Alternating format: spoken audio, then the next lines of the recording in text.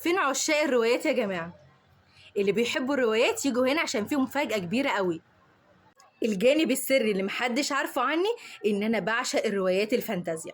لما بروح معرض الكتاب ما بيبقاش هدفي كتب التاريخ بس، لا انا من عشاق الروايات الخيالية.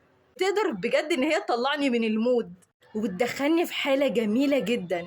يعني انا قرأت حاجات كتير جدا زي ارض زيكولا باجزائه، بساتين عربستان بأجزائه، وقواعد جاردن بأجزائه برضو، وأبابيل والجساسة، جمانة، سجيل، العرجاء، حاجات كتير جدا قريتها اللي هي من الروايات الفانتازيا.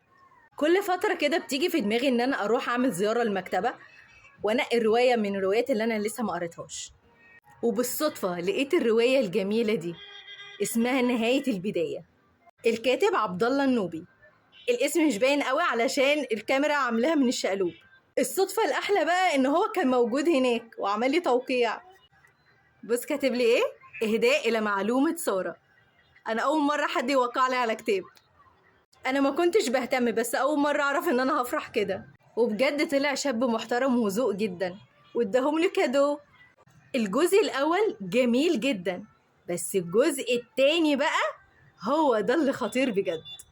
أنا من جمال الرواية قريتها مرتين، وده مش العادي بتاعي، لأن أنا لما بقرأ رواية لازم أقعد فترة كده أستنى عقبال ما أقرأها تاني، شهور أو ممكن أدخل في سنة كمان. لكن أول مرة رواية أقرأها مرتين ورا بعض.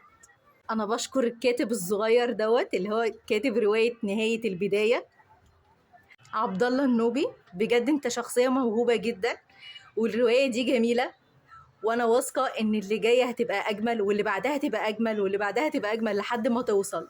وانا بتنبأ لك ان انت هتبقى كاتب كبير جدا ومعروف في اقرب وقت. ده كويس ان انا لحقتها يا جماعه، دي الطبعه الثالثه والله.